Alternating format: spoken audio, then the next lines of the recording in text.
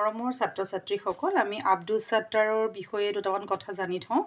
আমাৰ ইয়াত তেওঁ অসম সাহিত্য সভাৰ সম্পাদক আছিলে সেই কথাটো আৰু কেতিয়াবা আহে দৃষ্টি আৰু সৃষ্টি কি তোমালোকে লিখিবা যে আব্দুছ ছাত্তাৰৰ এখন গ্ৰন্থ গতিকে এইখিনি আছিলে তোমালোকৰ আব্দুছ ছাত্তাৰৰ চমু প্ৰশ্ন আৰু আমাৰ ইন্টাৰনেটৰ তিতা মিঠা পাঠটোৰ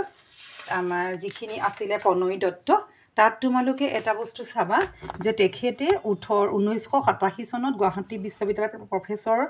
প্ৰফেসৰ কিশোৰী মোহন পাঠকৰ অধীনত মহাজাগতিক ৰশ্মি ৰেডিঅ' বিজ্ঞান গৱেষণা কৰি PhD লাভ কৰে হেতু চাবা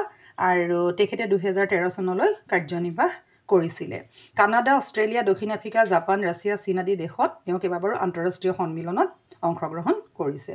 গতিকে এইটো এটা দৰকাৰী কথা তেনেকুৱা ধৰণৰ আহে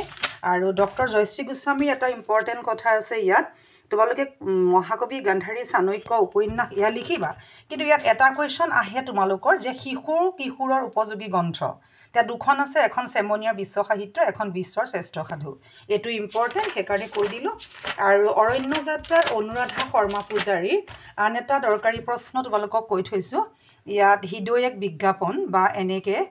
সাহেবপুৰাৰ বৰষুণ আছে সাহেবপুৰা বৰষুণ উপন্যাসখনৰ বাবে তেওঁ 2003 চনত অসম সাহিত্য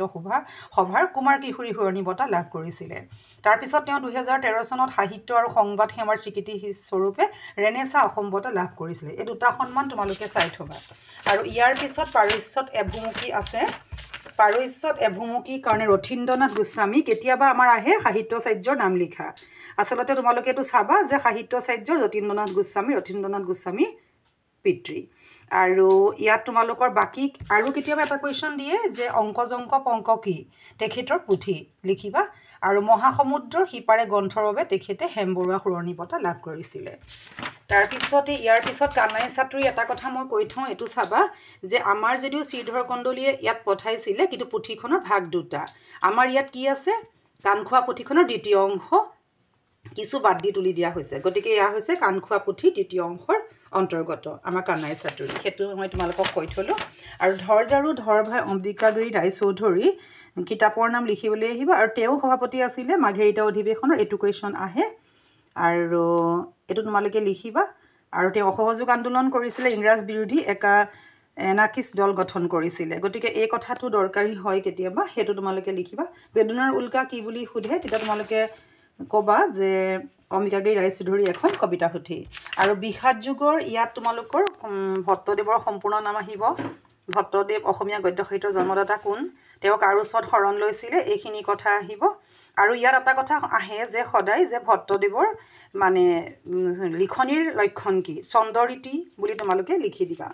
গতিকে এটো ইম্পৰ্টেন্ট আৰু ইয়াৰ পিছত আমাৰ প্ৰাচীন ভাৰতীয় শিক্ষাৰ খুব সৰুকে মই এটা কথা কওঁ বিয়ত্তমাৰ সনেটখন প্ৰথম অসমীয়া সনেট